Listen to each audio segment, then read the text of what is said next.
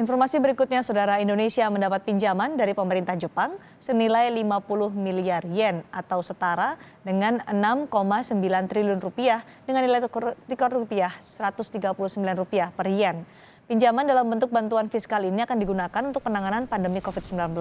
Jepang juga akan mendorong lembaga pengkajian kesehatan di Indonesia melalui pemberian barang dan medis.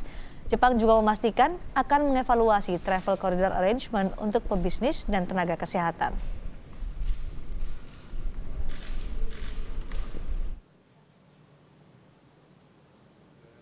Ketibaan Perdana Menteri Jepang Yoshihide Suga dan istrinya Mariko Suga di Istana Bogor Selasa sore disambut hujan rintik-rintik.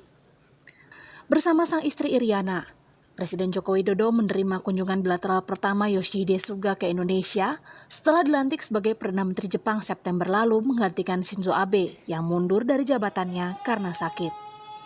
Meski dijadwalkan hanya berada di Indonesia hingga 21 Oktober, perjamuan Suga dan Joko Widodo menghasilkan sejumlah kesepakatan. Salah satunya adalah soal penanganan pandemi COVID-19. Jepang bersedia membantu memberikan pinjaman 50 miliar yen atau sekitar 6,9 triliun rupiah untuk penanggulangan corona di Indonesia. Jepangは新型コロナウイルスのインドネシア経済への影響を踏まえ、今回インドネシアの災害対応能力を高めるための500億円の財政支援円借款を供与する方針です。またインドネシアの医療研究機関等に対する医療物資、機材支援などを通じた協力をさらに進めてまいります。Indonesia menghargai komitmen dan kontribusi Jepang bagi pembentukan ASEAN COVID-19 Response Fund. Saya juga mengajak Jepang memperkuat tata kelola kesehatan di kawasan untuk menghadapi pandemi di masa yang akan datang, termasuk pembentukan ASEAN Center for Public Health Emergency and Emerging Disease. Ketiga, kita juga membahas upaya memperkuat kerjasama di bidang ekonomi. Jepang adalah salah satu negara mitra strategis Indonesia di bidang ekonomi. Selain itu, Jepang dan Indonesia juga sepakat membuka akses perjalanan terbatas bagi pebisnis maupun perawat atau caregiver di tengah pandemi. Aturan detailnya dinegosiasikan Menteri Luar Negeri kedua negara dan ditargetkan rampung November mendatang.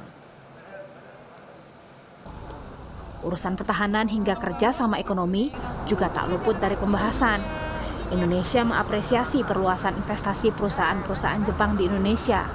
Jepang juga mantap memajukan kerjasama di bidang infrastruktur seperti pembangunan MRT, kereta semi cepat jalur Jakarta-Surabaya, pelabuhan Patimban hingga pembangunan pulau-pulau terluar di Indonesia.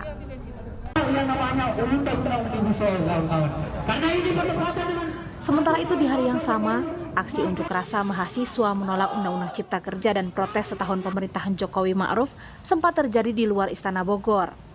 Polisi pun melakukan pembubaran paksa setelah aksi massa diwarnai saling dorong dan bakar ban.